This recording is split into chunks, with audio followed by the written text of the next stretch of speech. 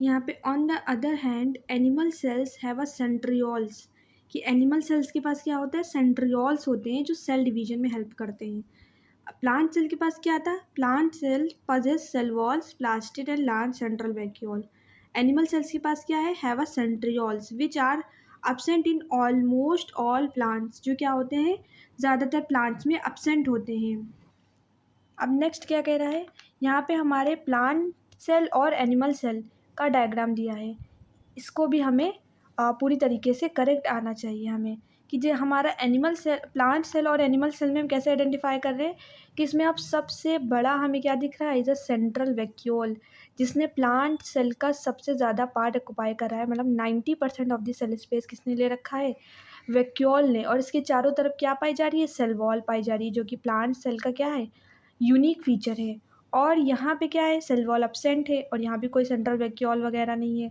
बीच में हमारा न्यूक्लियस है, इसके चारों तरफ हमारा इंडोप्लाज्मिक रेटिकुलम, उसके बाद देन हमारे माइटोकॉन्ड्रिया, देन गोल्गी बॉडीज़, हमारे वैक्यूल्स, लाइसोसोम, ये सारी चीज़ें। तो ये हमारा एनिमल सेल का डायग्राम है, और ये किसका है, प्लांट सेल का डायग्राम है। अब नेक्स्ट हमारा शुरू हो रहा है सेल मेम्ब्रेन, है ना। हम पढ़ रहे हैं यूकैरियोटिक सेल। अब यूकैरियोटिक सेल में हमने पढ़ लिया कि इसके अंदर क्या आएंगे, all protist plant and animals and fungi, है ना। और उसके अंदर हमारा क्या होगा, वो एक दूसरे से डिफरेंट है ना। जैसे हमारा प्लांट में सेंट्रल वैक्यूल, प्लास्टिड, और ये चीज़ हमारी एनिमल सेल में एब्सेंट होती है।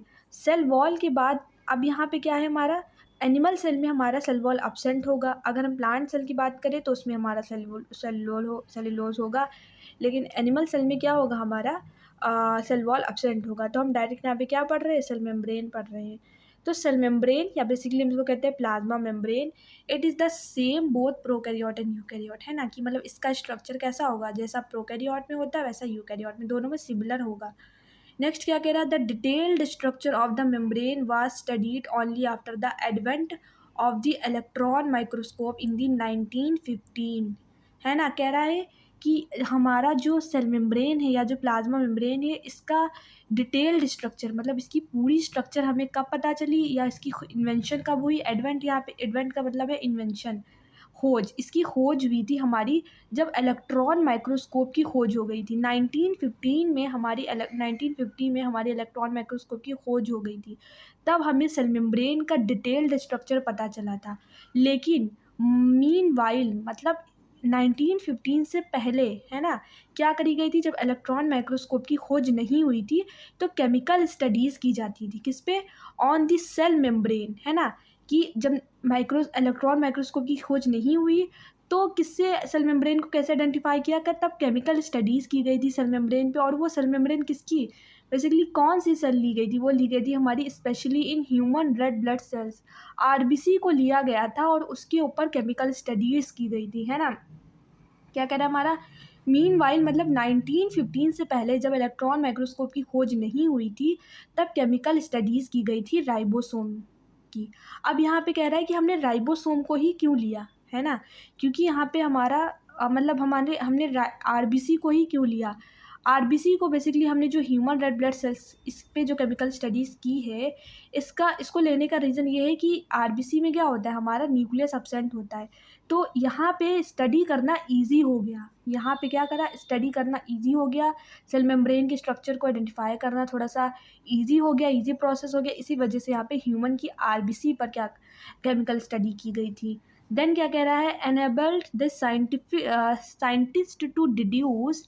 अब यहाँ पे कह रहे हैं कि साइंटिस्ट ने क्या करा, ये पता लगाया the possible structure of plasma membrane, plasma membrane का एक पॉसिबल स्ट्रक्चर पता लगाया, किसका, केमिकल स्टडी। अब यहाँ पे जितना भी डिस्कस है वो सारी केमिकल स्टडीज़ से जो हमें चीज़ें पता चली उसके बेसिस पे यहाँ पे सारी इन्फॉर्मेशन दी है ना, 1915 से पहले। अब यहाँ पे क्या कह रहा है, द दीज स्टडीज़, कौन सी studies, chemical studies. These chemical studies show that the cell membrane is mainly composed of lipid and protein. क्या कह रहा है कि यहाँ पे जो केमिकल स्टडीज की गई थी हमारी ह्यूमन की आरबीसी पर, उसमें हमें पता चला कि जो हमारा सेल मेम्ब्रेन है वो किससे बना हुआ है, हमारा लिपिड एंड प्रोटीन से। द मेजर इज़ लिपिड, मतलब सबसे ज़्यादा क्या पाया जाता है यहाँ पे, लिपिड पाया जाता है। आर फॉस्फोलिपिड, जिसे हम क्या कहते हैं, फॉस्फोलिपिड।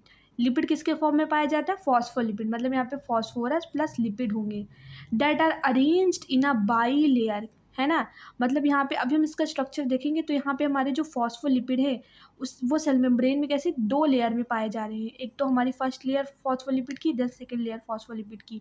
देन हमसे कह रहा है also the lipids arranged with in the membrane with the polar head. अब यहाँ पे स्ट्रक्चर बताया गया है फॉस्फोलिपिड का कि जो फॉस्फोलिपिड का स्ट्रक्चर क्या होगा, एक हमारा उसमें होगा एक पोलर हेड, है ना, एक पोलर हेड होगा टुवर्ड्स द आउटर साइड, बाहर की तरफ होगा, है ना, एंड द हाइड्रोफिलिक टेल्स, और क्या होगा, हेड के नीचे एक टेल होगी किसकी तरफ, टुवर्ड द इनर पार्ट, है ना। जैसे कि अभी हम यहाँ पे थोड़ा डायग्राम में समझ लेते हैं।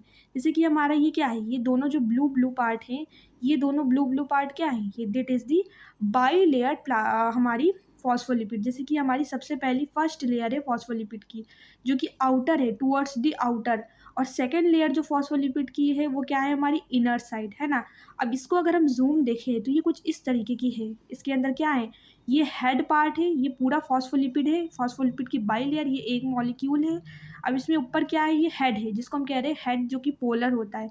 नेक्स्ट जो नीचे क्या है, ये दोनों टेल हैं, है ना, और टेल इनर साइड है और हमारा हेड कैसा है, आउटसाइड है। और हेड हमारा जो है इट इज़ द हाइड्रोफिलिक, है ना, ये क्या है, हाइड्रोफिलिक है, मतलब वाटर लवर, ये क्या करेगा, पानी को आने देगा, है ना। लेकिन टेल क्या है, टेल हमारी है हाइड्रोफिलिक, ये नॉन पोलर है, ये पानी को आने नहीं देगी, है ना। ये क्या है, हमारी नॉन पोलर है। अब ये नॉन पोलर क्यों है, इसका बहुत रीज़न दिया गया है एनसीईआरटी में, वो हमें याद रखना है। तो ये 2 लेयर हो गई हमारी, ये हमारा हेड हो गया और ये हमारे बीच में टेल हो गई। नेक्स्ट हमसे क्या कह रहा है कि outside the side then hydrophilic tail toward the inner part, this ensure that the non polar tail of saturated hydrocarbon is protected from the aqueous environment, है ना। अब यहाँ पे जो टेल है ये बेसिकली हाइड्रोफोबिक क्यों है ना। ये हाइड्रोफोबिक इसका होने का ऐसा क्या रीज़न है कि ये पानी को अंदर नहीं आने देती है ना। यहाँ पे पानी क्या करता है, इससे एक्वस इन्वायरमेंट से, ये जो टेल है उसको एक्वस इन्वायरमेंट मतलब पानी वाले इन्वायरमेंट से सेल को क्या करती है, प्रोटेक्ट करती है। अब क्यों होती है, क्योंकि जो हमारी टेल है ये होती है सेचुरेटेड हाइड्रोकार्बन की बनी होती है। सेचुरेटेड हाइड्रोकार्बन क्या होते हैं, यहाँ पे वो कार्बन जिनके बीच बीच में सिंगल बॉन्ड पाया जाता है ना, और जिसके अंदर सेचुरेटेड मतलब जिसमें हम और कुछ ऐड नहीं कर सकते हैं, मतलब ये सेचुरेट हो चुके हैं। अब इसमें टेल में ना ही कोई चीज़ ऐड हो पाएगी, मतलब कोई भी चीज़ यहाँ पे ऐड नहीं हो पाएगी। ये इंपॉर्टेंट है कि टेल हाइड्रोफोबिक क्यों है, क्योंकि ये सेचुरेटेड हाइड्रोकार्बन की बनी है ना। यही चीज़ हमसे कह रहा है कि जो हमारा टेल है, tail is the saturated hydrocarbon because ये किस चीज़ के क्यों है, क्योंकि यहाँ पे सिंगल बॉन्ड प्रेजेंट होते हैं between the carbon atom. Carbon carbon के बीच में क्या प्रेजेंट होते हैं, सिंगल बॉन्ड प्रेजेंट होते हैं, जो कि क्या करते हैं, सेल को, प्लाज्मा मेम्ब्रेन को बाहर के एक्वस इन्वायरमेंट से प्रोटेक्ट रखते हैं। तो ये हमारी चीज़ हो गई। नेक्स्ट हमसे क्या कह रहा है, ये हो गया जो क्या करते हैं, एक्वस इन्वायरमेंट से प्रोटेक्ट करते हैं, वाटर से उसको बचा के रखते हैं। नेक्स्ट कह रहा है इन एडिशन, मतलब इसके साथ में फॉस्फोलिपिड होगा, उसके साथ क्या होगा, फॉस्फोलिपिड के साथ में पाया जाता है फॉस्फोलिपिड्स जो होती हैं वो क्या हो रहा है हमारा, एडिशन टू फॉस्फोलिपिड्स मतलब फॉस्फोलिपिड्स के साथ मेम्ब्रेन ऑल्सो कंटेन कोलेस्ट्रॉल, है ना। कि हमारी प्लाज्मा मेम्ब्रेन में सबसे पहले हमने क्या पढ़ा कि यहाँ पे हमारी फॉस्फोलिपिड होगी, देन हमारा इसके साथ क्या पाया जाता है, कोलेस्ट्रॉल। अब कोलेस्ट्रॉल का फंक्शन क्या है कि कोलेस्ट्रॉल प्लाज्मा मेम्ब्रेन को स्टेबिलिटी प्रोवाइड करेगी। ये यहाँ पे आप इस तरीके से एरो डाल के लिख लेना कि यहाँ पे क्या करने वाली है, कोलेस्ट्रॉल प्लाज्मा मेम्ब्रेन को स्टेबिलिटी प्रोवाइड करेगी। नेक्स्ट कह रहा है लेटर मतलब बाद में बायोमोलिक्यूल इन्वेस्टिगेशन, मतलब जब बायोमोलिक्यूल इन्वेस्टिगेशन की गई, है ना, करने के बाद बेसिकली बायोकेमिकल स्टडीज़ के बाद हमें क्या पता चला, clearly revealed that the cell membrane also possess protein and carbohydrate, है ना। मतलब जब ये केमिकल स्टडीज़ की गई तब हमें उसके बाद पता चला क्लियरली कि बेसिकली जो प्लाज्मा मेम्ब्रेन है वो किसकी बनी हुई है, प्रोटीन की और कार्बोहाइड्रेट की बनी हुई है ना। द रेशियो ऑफ प्रोटीन, अब कह रहा है कि यहाँ पे जो प्रोटीन और इसके अंदर जो लिपिड पाया जाता है या जो कार्बोहाइड्रेट पाया जाता है वो कितना पाया जाता है, वो उसका जो रेशियो होता है वो वेरी करता है। The ratio of protein and lipid varies, मतलब क्या होता है, अलग अलग होता है, अलग अलग मतलब हर एक सेल के प्लाज्मा मेम्ब्रेन के इसका रेशियो क्या होता है, अलग अलग होता है considerably in the different cell types. Like अब यहाँ पे एनसीईआरटी में एग्जांपल दिया है ह्यूमन का। ह्यूमन बींग्स में the membrane of the erythrocyte, किसकी, एरेथ्रोसाइट मतलब हमारा आरबीसी। अब यहाँ पे एरेथ्रोसाइट मतलब आरबीसी की प्लाज्मा मेम्ब्रेन में बताया गया है कि प्रोटीन का रेशियो और हमारा लिपिड का रेशियो कितना है, has approximately 52% protein and 40% lipid. यहाँ पे हमारा कितना है, 52% प्रोटीन है और 40% लिपिड पाया जा रहा है, किसमें, एरिथ्रोसाइट आरबीसी में, depending on the ease of extraction, है ना। एज ऑफ एक्सट्रैक्शन का मतलब क्या है कि एज ऑफ एक्सट्रैक्शन का मतलब होता है ईजिली टू रिमूवल। इसकी मीनिंग यहाँ पे लिख ली, ईजी टू रिमूवल, किसको, प्रोटीन को निकालना कितना आसान होगा उसके उसके बेसिस पे, उस पर हमारा डिपेंड करता है। Depending on the ease of extraction का मतलब है कि हम प्रोटीन को, जो हमारी प्लाज्मा मेम्ब्रेन में प्रोटीन पाई जाएंगी उनको हम कितनी आसानी से निकाल सकते हैं, उसके ऊपर उस पर डिपेंडिंग क्या कह रहा है, मेम्ब्रेन्स प्रोटीन जो होती हैं, जो हमारी प्लाज्मा मेम्ब्रेन में प्रोटीन पाई जाती हैं, can be classified as a integral और पेरिफेरल प्रोटीन, है ना। अब कितनी हमारी प्रोटीन कितने टाइप की हो गई, हमारी यहाँ पे प्रोटीन हो गई दो टाइप की, एक हमारी इंटीग्रल प्रोटीन और ये पेरिफेरल प्रोटीन।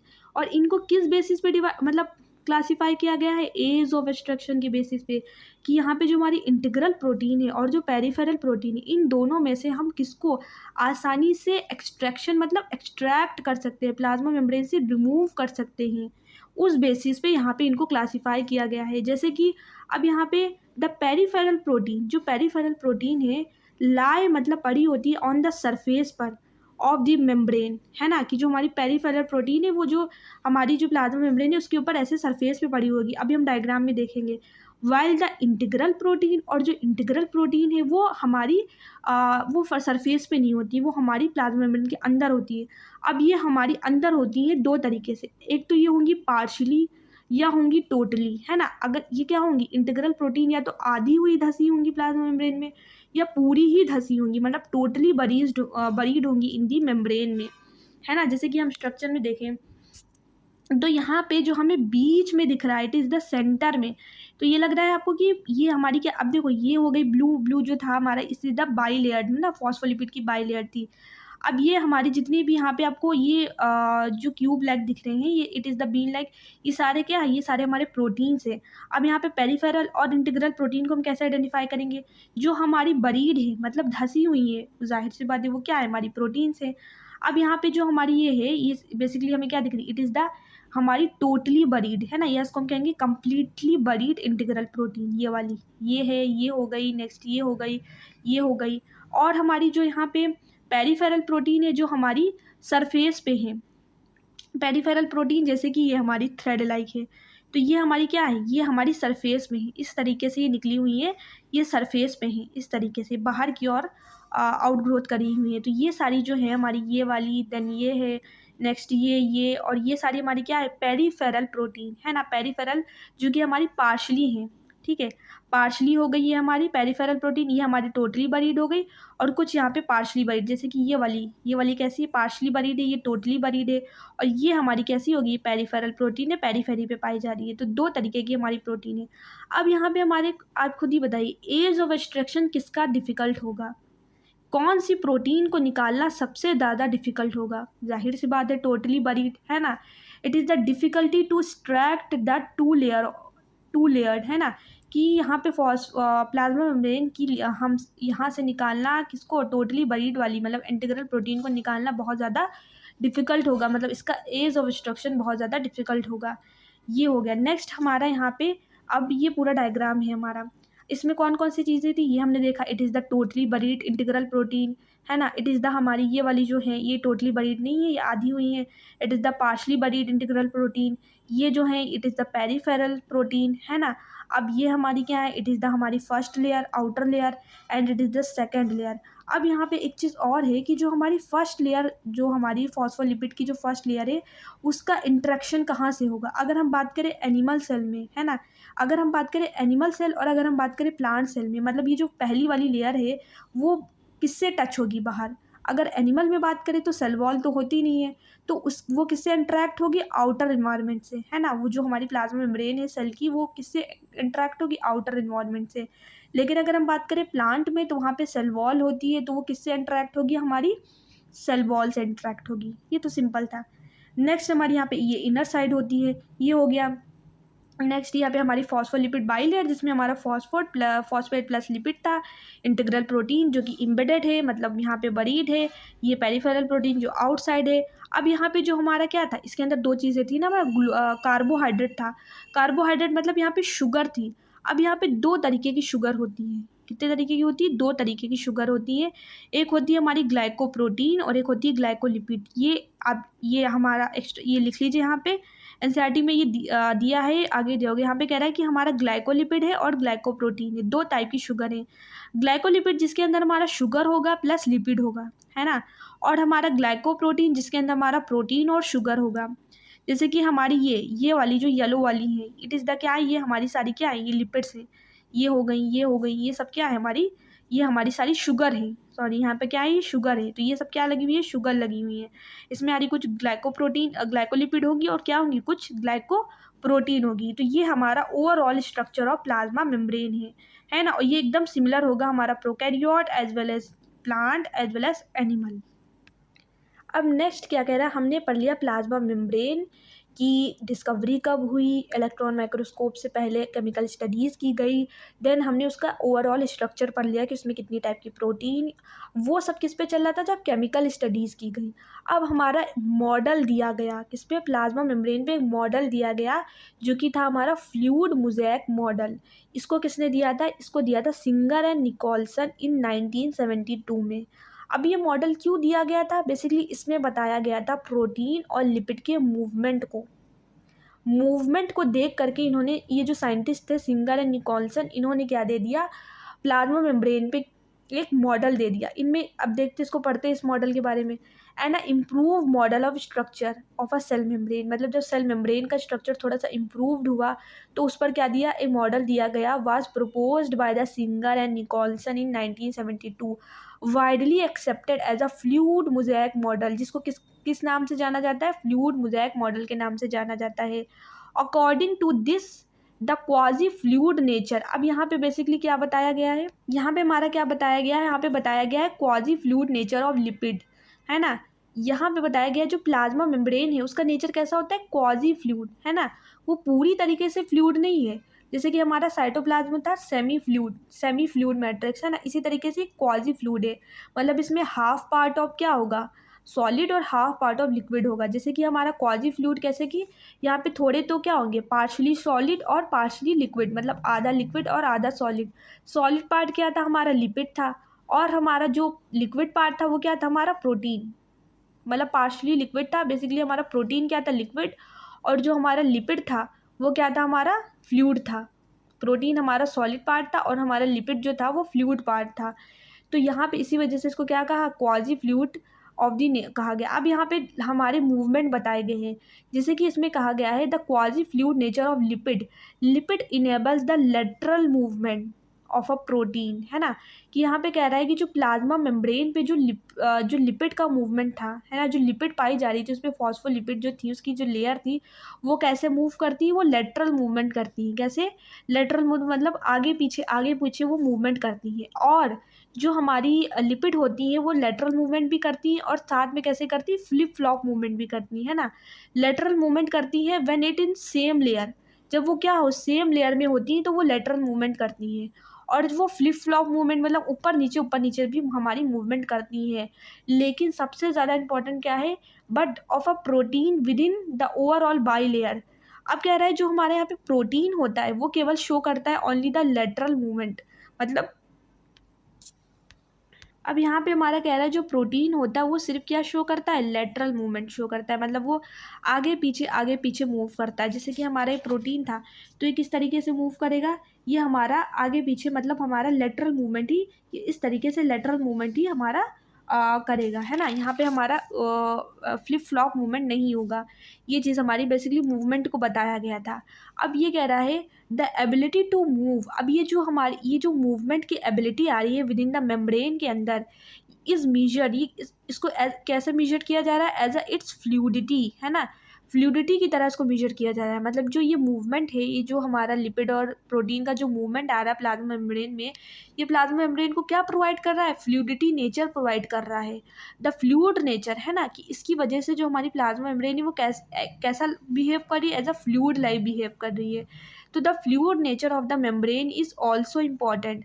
अब ये तो हमारा मॉडल हो गया। अब इसमें मूवमेंट के बारे में इंपॉर्टेंट है वो याद रखना है, सन और साइंटिस्ट का नाम। नेक्स्ट कह रहा है अब जो ये फ्लूइड नेचर है ये हमारा क्यों है, मतलब इसकी इंपॉर्टेंट क्या है। बेसिकली फ्लूइड नेचर होने से क्या होगा प्लाज्मा मेम्ब्रेन में, तो इसके कई इंपॉर्टेंट फंक्शन है। जैसे कि the fluid nature of the membrane is also important from the point of view of function, like कौन कौन से फंक्शन ये कराएगा, लाइक सेल ग्रोथ कराएगा, फॉर्मेशन कराएगा of a intercellular junction, secretion, endocytosis and cell division, है ना। जैसे कि हमारे यहाँ पे सेल ग्रोथ कैसे कराएगा, जैसे कि सेल ग्रोथ में हमने जैसे पीछे पढ़ा था कि सेल्यूलोज सिंथेसिस होती है सेल के अंदर। अगर वो प्लांट सेल है तो अंदर क्या बनेगा, सेल्यूलोज बनेगा। अब वो सेल्यूलोज किसको जाके देगा, प्लाज्मा मेम्ब्रेन को देगा। प्रोकैरियोट को अगर हम देंगे हटा दें, क्योंकि उसके अंदर किसको दे रहे थे, एक्सटेंशन, प्लाज्मा मेम्ब्रेन के एक्सटेंशन को दे रहे थे, बेसिकली मीजोसोम को दे रहे थे। तो मीजोसोम क्या बना रहा था, आउटर लेयर बना रहा था, बेसिकली सेल वॉल बना रहा था, जिसकी वजह से सेल ग्रोथ करी थी। लेकिन यहाँ पे क्या है, सेल्यूलोज सिंथेसिस होगी, फिर वो क्या देगी, प्लस प्लाज्मा मेम्ब्रेन को देगी, देन प्लाज्मा मेम्ब्रेन उसको बाहर सिक्रीट करके क्या करेगी, सेल वॉल का फॉर्मेशन करेगी। अब जब वो सिक्रीट करेगी तो वो सिक्रीशन प्रोसेस भी कर देगी। अब सिक्रीशन प्रोसेस में सेल के अंदर कुछ भी बन सकता है, प्रोटीन बन सकता है हमारा, पायरुवेट बन सकता है, देन ट्रांसपिरेशन कुछ भी, मतलब ट्रांसलेशन कुछ भी हो सकता है। तो उससे जो चीज़ें बनेंगी उसको आउट प्लाज्मा मेम्ब्रेन बाहर सिक्रीट कर देगा। एंडोसाइटोसिस क्या होती है, जब सेल जो होता है वो फूड को अंदर लेता है, मतलब अगर उसको कुछ न्यूट्रिशन वगैरह को या ऑक्सीजन को अंदर लेना है या कुछ सेल्यूट पार्टिकल या आयंस वगैरह को अंदर लेना है, तो वो चीज़ कहलाती है हमारी इंडोसाइटोसिस। मतलब सेल ने क्या करा, फूड को मतलब अंदर कोई चीज़ इंटेक करी, तो वो हमारी इंडोसाइटोसिस हो गई। तो प्लाज्मा मेम्ब्रेन इन सब चीज़ों में मदद करता है। ये सारी चीज़ें उसकी फंक्शन हो जाती है। जो फ्लूइडिटी नेचर जो होता है वो इस सारी चीज़ों में मदद कराता है। अब यहाँ पे इंटरसेलुलर जंक्शन का मतलब ये होता है गैप जंक्शन भी कहते हैं। मतलब एक सेल है और एक दूसरी सेल है, तो दोनों सेल के बीच में क्या बनाता है, एक इंटरसेलुलर जंक्शन बना देता है, जिसकी वजह से दोनों सेल क्या कर पाती, कम्युनिकेट कर पाती हैं। और one of the most important function, अब ये बहुत ज़्यादा पैराग्राफ, ये इंपॉर्टेंट पैराग्राफ है कि प्लाज्मा मेम्ब्रेन के ये फंक्शन तो हमने पढ़ लिए, cell growth, formation of intercellular junction, secretion, endocytosis and cell division भी कराता है। लेकिन सबसे ज़्यादा इंपॉर्टेंट फंक्शन क्या है प्लाज्मा मेम्ब्रेन का, इट इज़ द ट्रांसपोर्ट।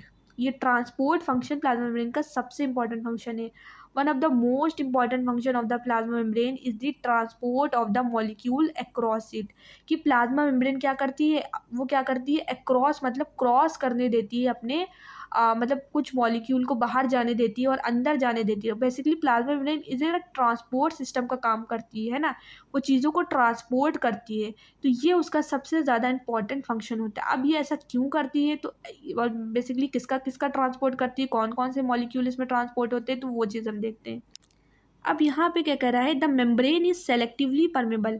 कि हमने प्लाज्मा मेम्ब्रेन के बारे में पढ़ा था कि जो प्लाज्मा मेम्ब्रेन होती है, हमने प्रोकैरियोट में भी देखा था कि प्लाज्मा मेम्ब्रेन क्या होती है, सेलेक्टिवली परमेबल होती है। मतलब वो उन्हीं मॉलिक्यूल या सल्यूट वगैरह को आने देती है अंदर, या जाने देती है बाहर, ट्रांसपोर्ट कराती है जिस जो उसे कराना हो। बेसिकली वो सेलेक्टिवली होती है, वो चीज़ों को, मॉलिक्यूल्स या चीज़ों को सेलेक्ट करती है, तब जाकर के वो क्या कराती है, उसको ट्रांसपोर्ट करती है।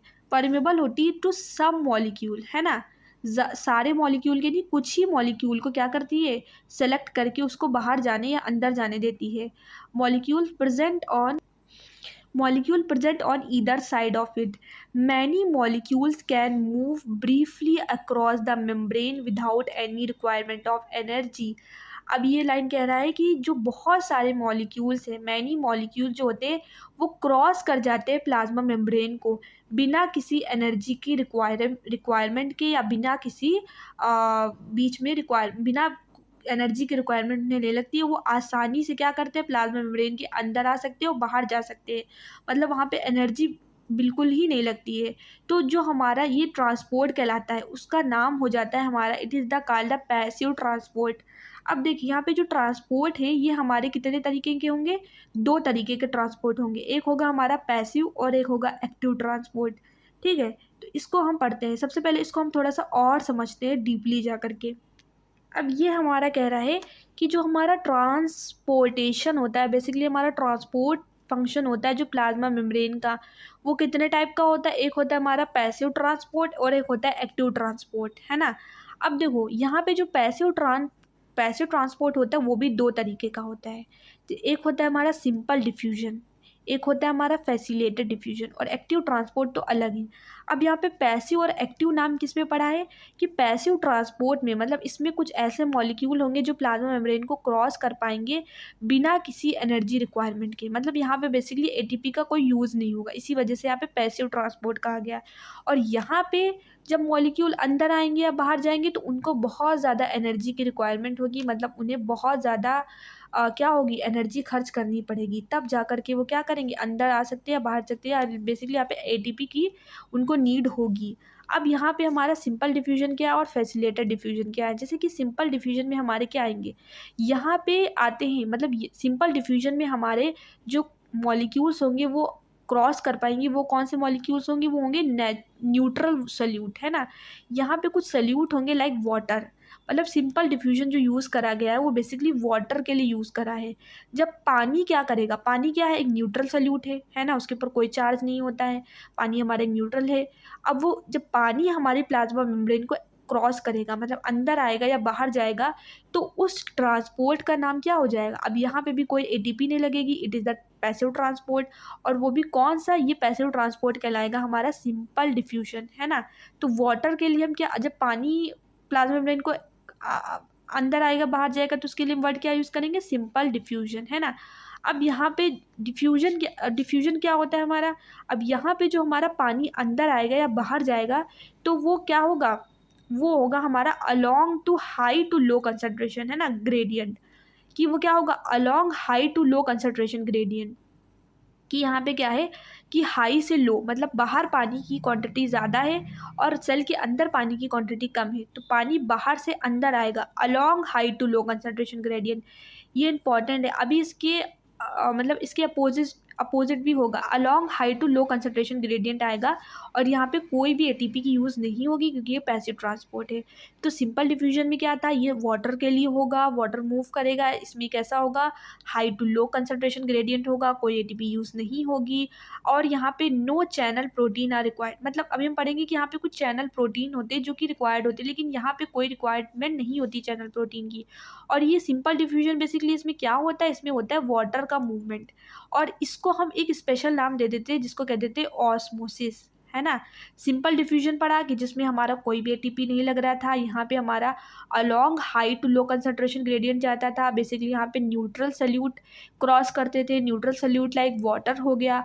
और अगर हम स्पेसिफिक, अब न्यूट्रल सल्यूट में कई न्यूट्रल सल्यूट होंगे, लेकिन अगर हम स्पेसिफिक वाटर के लिए बात करें तो उसके लिए हम वर्ड यूज़ करेंगे ऑस्मोसिस। अगर पानी बाहर आ जा रहा है, अंदर बाहर जा रहा है, मतलब उसका मूवमेंट हो रहा है, तो उसके लिए हम यूज़ करेंगे क्या, ऑस्मोसिस। अब यहाँ पे क्या कह रहा है हमारा, नेक्स्ट हमारा पैसिव ट्रांसपोर्ट होता है फैसिलिटेटेड डिफ्यूजन। अब यहाँ पे क्या है, फैसिलिटेटेड डिफ्यूजन का मतलब यहाँ पे फैसिलिटी प्रोवाइड कराई जाती है ना।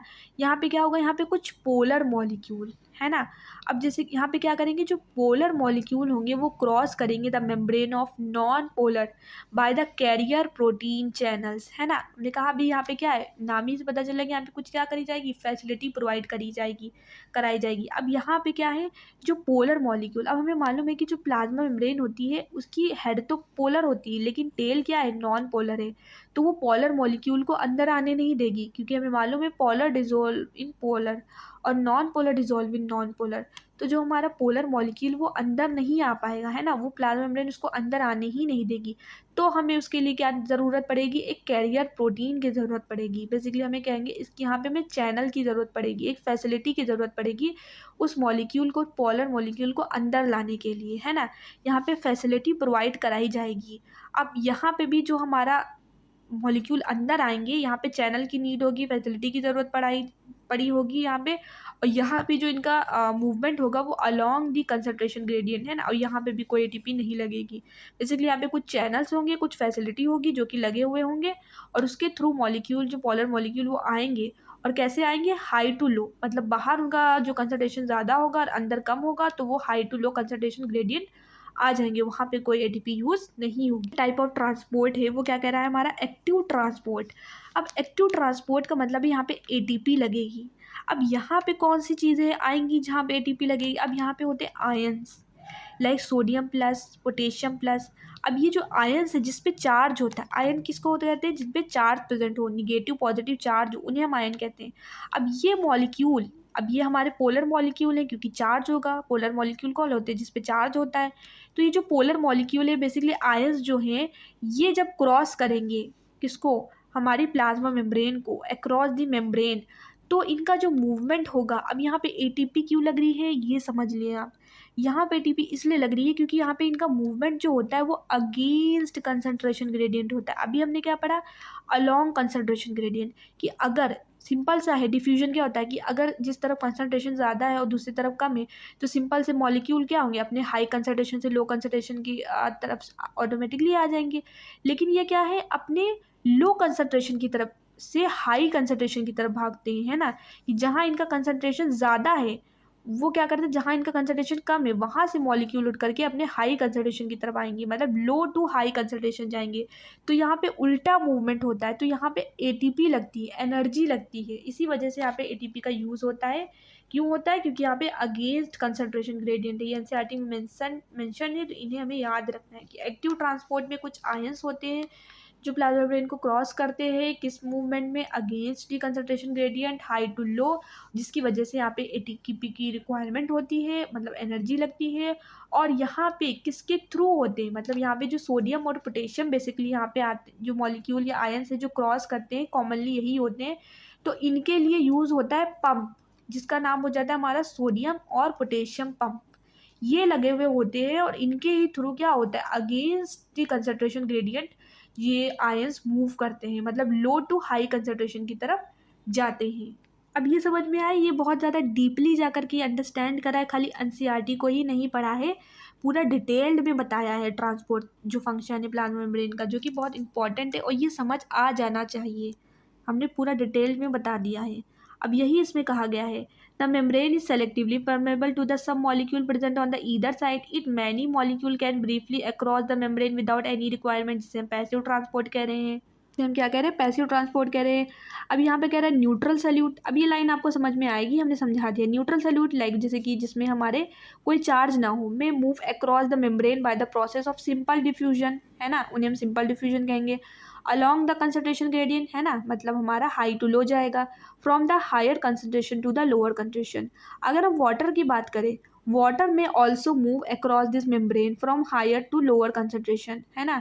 मूवमेंट ऑफ वाटर को क्या कहते हैं, by the diffusion is called the osmosis. ये हो गया हमारा। अब नेक्स्ट यहाँ से शुरू हो रहा है हमारा फैसिलिटेटेड डिफ्यूजन। कह रहा है एज द पोलर मॉलिक्यूल, जब पोलर मॉलिक्यूल मतलब जिसपे चार्ज होता है, can not pass through the non polar lipid bilayer, है ना, कि वो टेल को पास नहीं कर पाते, इस वजह से हमें क्या नीड होती है, the require a carrier protein. तो हमें कैरियर प्रोटीन की रिक्वायरमेंट होती है of the membrane to facilitate the transport across the membrane, जो कि क्या कराता है, इन पोलर मॉलिक्यूल को अंदर क्रॉस करने देता है। अब ये हो गया हमारा फैसिलेट हो गया। यहाँ पे भी एटीपी नहीं लगेगी क्योंकि यहाँ पे हमारा अलोंग दी कंसंट्रेशन हो रहा है ना। अब यहाँ पे है अ फ्यू आयंस और molecules are transport across the membrane against, मतलब क्या करेंगे, ये अपने high low to high concentration की तरफ भागेंगे। Their concentration gradient from lower to higher concentration such a transport is an energy dependent process. अब ये एक एनर्जी डिपेंडेंट प्रोसेस है, यहाँ पे एटीपी लगेगी। In which ATP is utilized and is called the active transport, for example sodium and potassium pump. अब next हम continue करने जा रहे हैं सेल वॉल। सेल वॉल तक के हम रखेंगे, देन हमारा एंड अप करेंगे। नेक्स्ट से हम एंडोमेम्ब्रेन सिस्टम स्टार्ट करेंगे। सेल वॉल क्या कह रहा है, as you may recall a non living rigid structure. अब ये बहुत इंपॉर्टेंट है, सेल वॉल क्या है, हमारा नॉन लिविंग है, नॉन लिविंग रिजिड स्ट्रक्चर है called the cell wall. Cell wall क्या होगा, हमारा प्लांट में होगा। बेसिकली हम सेल वॉल किस में प्रेजेंट होगा, प्लांट में होगा। तो प्लांट में हमारा प्लांट की सेल वॉल की हम बात करेंगे। नेक्स्ट हमारा कह रहा है ये रिजिड होता है, नॉन लिविंग होता है, ये form an outer covering from the plasma membrane, है ना, of a fungi and plant. Fungi और प्लांट में हमारा सेल वॉल क्या करेगा, प्लाज्मा मेम्ब्रेन की आउटर कवरिंग बनाएगा। Cell wall not only gives the shape to the cell, कह रहा है कि सेल वॉल, हमने पढ़ा था कि सेल वॉल क्या करता है, सेल को शेप देता है। जैसे प्रोकैरियोटिक सेल में हमारा जो बैक्टीरियल शेप थे वो किसकी वजह से थे, सेल वॉल की वजह से थे, है ना। लेकिन ये शेप तो देता है, साथ ही क्या करता है, ये सेल को क्या करता है, and protect the cell from the mechanical damage and infection से, है ना। उसको क्या करता है, सेल को मैकेनिकल डैमेज से और इन्फेक्शन से बचाते हैं, मैकेनिकल डैमेज एंड इन्फेक्शन से बचाते हैं। लाइक जैसे कि इन्फेक्शन क्या हो गया, फंगस इन्फेक्शन और बैक्टीरियल इन्फेक्शन, दो तरीके के इन्फेक्शन हो जाएंगे जो कि प्लांट सेल को लग जाते हैं। प्लांट की जो वॉल होती है, सेल वॉल, उस पर फंगस नहीं लग जाते हैं, और बैक्टीरिया भी तो उस पर अटैक कर देते हैं ना। तो बेसिकली फंगस से और बैक्टीरियल इन्फेक्शन से, इन दोनों इन्फेक्शन से प्लांट को बचाएंगे, है ना। ये सेल वॉल क्या करेंगे, इन दोनों चीज़ों से प्लांट को प्रोटेक्ट करेंगे, मैकेनिकल सपोर्ट देंगे, है ना, उसको रिजिड रखेंगे, उसको सपोर्ट देंगे। It also help in the cell to cell interaction, है ना। ये क्या कराएंगे सेल वॉल, अब जैसे कि यहाँ पे एक सेल है और दूसरी सेल है, तो दोनों सेल के बीच में कम्युनिकेशन, इंट्रैक्शन करवाएंगे, है ना, कम्युनिकेट करवाएंगे एंड प्रोवाइड द बैरियर, और क्या करेंगे, इंट्रैक्शन करवाएंगे एंड प्रोवाइड कराएंगे बैरियर टू अनडिजायरेबल मैक्रोमोलिक्यूल्स, है ना। कि सेल क्या करेगी, सेल वॉल क्या कराएगी, एक तरीके से दीवार की तरीके की, एक सेल और दूसरे सेल के बीच में एक बैरियर लाइक काम करेगी, जिसकी वजह से जो मैक्रो मॉलिक्यूल होंगे वो सेल के अंदर नहीं आ पाए। अब कह रहा है, अब यहाँ पे बताया जाएगा कि हमारे प्लांट में एल्गा भी आएगा। Alga is a lower category of plant. अब इनकी सेल वॉल किसकी किसकी बनी है, जैसे सबसे पहले आ रहा है हमारा algae. Algae have a cell wall made up of, अब ये बहुत इंपॉर्टेंट है, इनके कंपोनेंट हमें याद रखने हैं। एल्गा की जो सेल वॉल है किसकी बनी हुई है, cellulose, galactans, mannans and the minerals like the calcium carbonate, है ना। यहाँ पे किसकी बनी हुई है, हमारी जो हमारा एल्गा की सेल वॉल है वो बनी हुई है सेल्यूलोज की, गैलेक्टन्स की, मेन्नन्स की and minerals like calcium carbonate, ये हमारी एल्गा की सेल वॉल बनी हुई है। While in to other plant, और अगर हम प्लांट की बात करें, other plants, it consists of cellulose and hemicellulose and pectins and proteins. इन कंपोनेंट्स की हमारी जो प्लांट की सेल वॉल है वो बनी हुई होती है, किस किस की, सेल्यूलोज की, हेमी सेल्यूलोज की, पेक्टिन्स की एंड प्रोटीन्स की।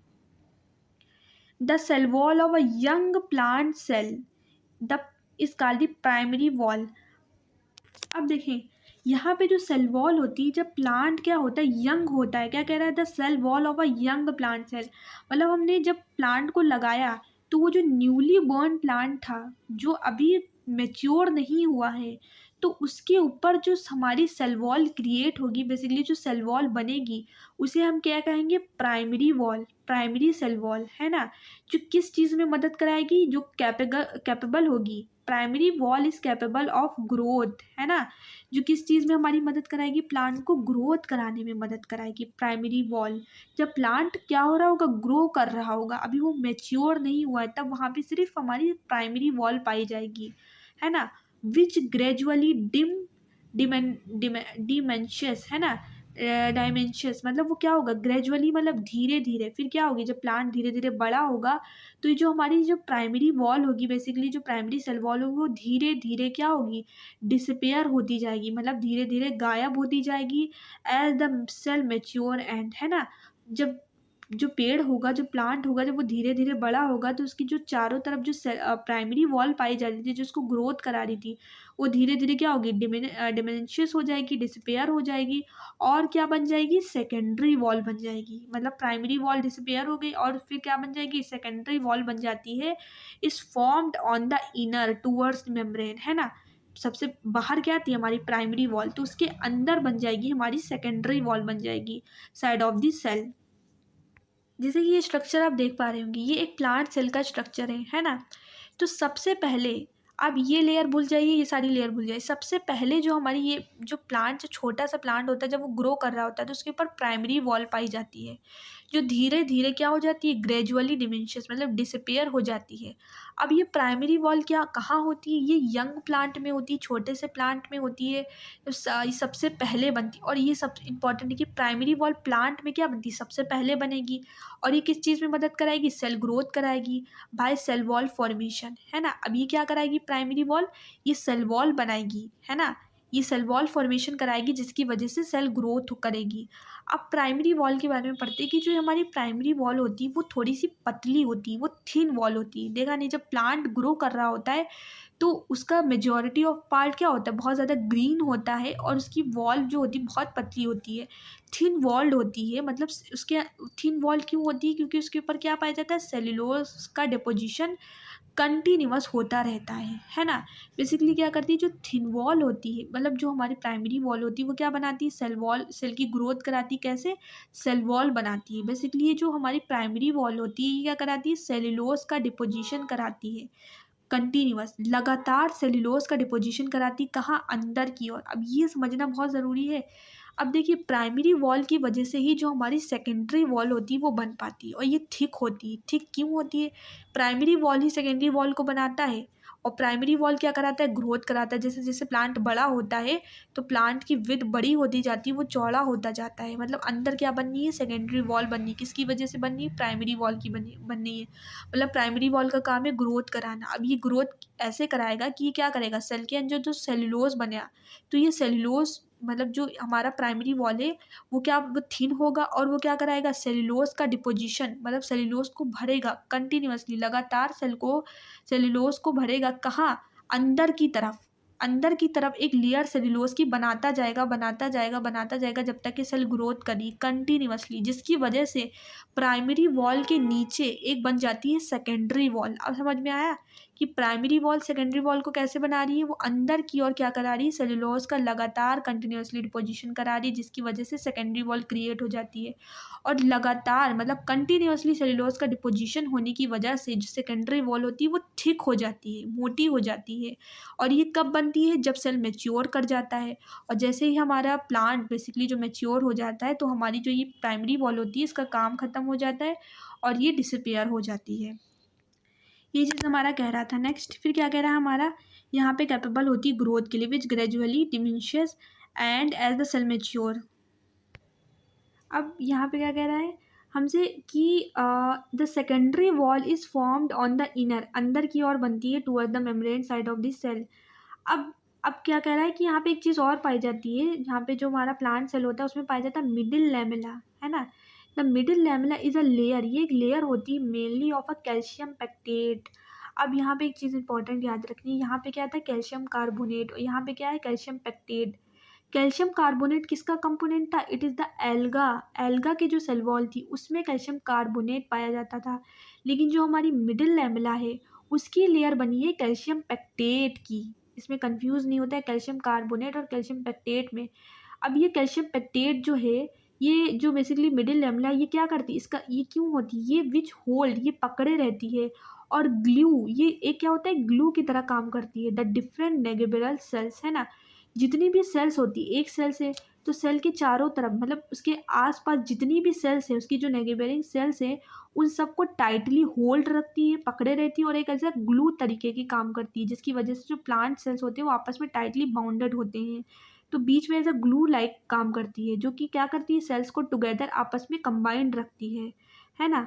The cell wall and the middle lamella में बी ट्रावर्स्ड, है ना। अब कह रहा है कि जो सेल वॉल होती है और जो मिडिल लैमेला, सेल वॉल के ऊपर मिडिल लैमेला होगी जो कि ग्लू की तरह काम करेगी। अब कह रहा है यहाँ पे ट्रावर्स्ड मतलब क्रॉस, इसका मतलब क्या कह रहा है कि क्रॉस। अब यहाँ पे जो सेल वॉल और मिडिल लैमेला क्या करते हैं, क्रॉस कर जाते हैं बाय प्लाज्मोडेस्माटा। अभी हम इसका स्ट्रक्चर देखेंगे। By plasmodesmata which connect the cytoplasm of the neighbouring cell. अब हमने देखा मिडिल लैमेला होता है, मिडिल लैमेला के साथ एक होता है प्लाज्मोडेस्माटा। प्लाज्मोडेस्माटा कैसे बनता है, अब देखिए प्लाज्मोडेस्माटा कैसे बनता है। जैसे कि ये दो सेल थी, है ना, एक सेल और इसके पास वाली ये नेगेबिरंग सेल, नेगेबिरंग सेल। अब ये दोनों को कौन कनेक्ट कर रहा है, हमारा मिडिल लैमेला, जो कि दो सेल्स को आपस में चिपका के रख रहा है, मतलब एज अ ग्लू के तरीके का काम कर रहा है।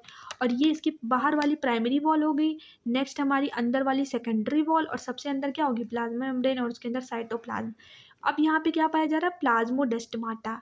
प्लाज्मोडेस्माटा, अब देखो ये कैसे बन रहा है, ये बहुत इंपॉर्टेंट है। जो प्लाज्मोडेस्माटा होता है वो क्रॉस किसके, सेल वॉल और हमारा जो मिडिल लैमेला वो आपस में क्रॉस कर जाती है ना, प्लाज्मा मेम्ब्रेन नहीं, ठीक है, प्लाज्मा मेम्ब्रेन नहीं क्रॉस करेगी। कौन क्रॉस करेगा, यहाँ पे जो मिडिल लैमेला है, ठीक है, और जो हमारी कौन सी वॉल थी, अब यहाँ पे कौन सी वॉल क्रॉस करेगी, प्राइमरी वॉल क्रॉस नहीं करेगी। यहाँ पे जो वॉल, सेल वॉल की बात करी गई है प्लाज्मोडेस्माटा में, एनसीईआरटी में लिखा है कि सेल वॉल और मिडिल लैमेला आपस में क्रॉस कर जाती है। और वो सेल वॉल कौन सी होगी, सेकेंडरी सेल वॉल होगी, ठीक है। जैसे स्ट्रक्चर में आपको दिख रहा होगा, ये हमारी प्राइमरी वॉल तो वैसे ही है, लेकिन अंदर की ओर क्या हुआ है, जो मिडिल लैमेला बीच से डिवाइड होकर के, और फिर जो हमारी जो प्राइमरी वॉल है वो बीच में से एक लाइक ट्यूब लाइक क्रिएट कर रही है। ये क्या है हमारा structure, it is the plasmodesmata. तो प्लाज्मोडेस्माटा कैसे बनना है, ये बनना है the secondary wall and the middle lamella traversed मतलब क्रॉस करके बनाती हैं किसको, प्लाज्मोडेस्माटा को। तो कैसे बनता है प्लाज्मोडेस्माटा, जो प्राइम हमारा सेकेंडरी वॉल है और प्लाज्मोडेस्माटा वो आपस में ट्रांसवर्स हो जाती है, मतलब क्रॉस हो जाती है, और प्लाज्मोडेस्माटा क्रिएट हो जाता है। अब ये तो हो गया प्लाज्मोडेस्माटा कैसे बने। अब प्लाज्मोडेस्माटा करता क्या है, ये सेल्स को क्या करता है, ये सेल्स के साइटोप्लाज्म को आपस में कनेक्ट करता है ना। जैसे कि ये हमारा अंदर का साइटोप्लाज्म था, तो ये एक सेल के साइटोप्लाज्म को दूसरे सेल में जाना है ना। इस एक सेल के साइटोप्लाज्म को जब दूसरे सेल में जाना है, भेजना है, तो किसके थ्रू जाएगा, प्लाज्मोडेस्माटा के थ्रू जाएगा। बेसिकली प्लाज्मोडेस्माटा क्या करता है, एक सेल के साइटोप्लाज्म को दूसरे सेल के साइटोप्लाज्म से कनेक्ट रखता है ना, कनेक्ट रखता है, basically cell to cell communication कराता है ना। जैसे कि ये जो सेल्स होती हैं वो अपने मॉलिक्यूल्स को, अपने लिक्विड्स वगैरह को क्या कर सकती हैं, एक सेल से दूसरे सेल में भेज सकती हैं। अब ये समझ में आया प्लाज्मोडेस्माटा कैसे बनता है, और इसका फंक्शन क्या है, कि ये क्या करती है, सेल वॉल और मिडिल लैमेला के ट्रांसवर्स मतलब क्रॉस हो जाने से बनती है, और प्लाज्मोडेस्माटा जो कि कनेक्ट करती है साइटोप्लाज्म को और भी नेगेबिरन सेल। ये इसका फंक्शन हो जाएगा कि किसको कनेक्ट करेगी, आसपास की सेल्स के साइटोप्लाज्म को आपस में कनेक्ट करेगी। और यहाँ पे क्या कह रहा है, जो प्लाज्मोडेस्माटा है ये किस तरीके से एज अ चैनल लाइक भी काम करेगी, है ना। ये कैसा करेगी, एज अ चैनल लाइक भी काम करेगी। अब यहाँ पे एक चीज़ देख ले, यहाँ पे क्या कह रहा था, थोड़ा सा ऊपर आए, यहाँ पे कह रहा था हमारा कि जो सेल वॉल है उस, ये क्या कह रहा है, cell wall not only give the shape, cell wall क्या करती है, उसको शेप ही नहीं देती बल्कि सेल को प्रोटेक्ट भी करती है मैकेनिकल सपोर्ट एंड इन्फेक्शन से। और क्या करती है, सेल टू सेल इंटरेक्शन कराती है। और जो सेल वॉल होती है वो क्या कराती है, प्रोवाइड बैरियर, वो बैरियर सेल और एक सेल और दूसरे सेल के बीच में एज अ बैरियर लाइक काम करती है, किसके लिए, अनडिज़ायरेबल मैक्रोमोलिक्यूल, मतलब जो वेस्टफुल हैं, है ना। अनडिज़ायरेबल मैक्रोमोलिक्यूल मतलब बड़े बड़े नॉट यूज़फुल मॉलिक्यूल, जो कि सेल को कोई भी काम नहीं है सेल के लिए, वो नॉट यूज़फुल है ना, तो उनको अंदर आने नहीं देती, उनके लिए एज अ बैरियर लाइक काम करती हैं। तो अब हमारा सेल वॉल भी कंप्लीट हो गया पूरा डिटेल में। अब नेक्स्ट हम एंडो मेम्ब्रेन सिस्टम शुरू करेंगे नेक्स्ट पार्ट में। जब तक के लिए आप ये सेल वॉल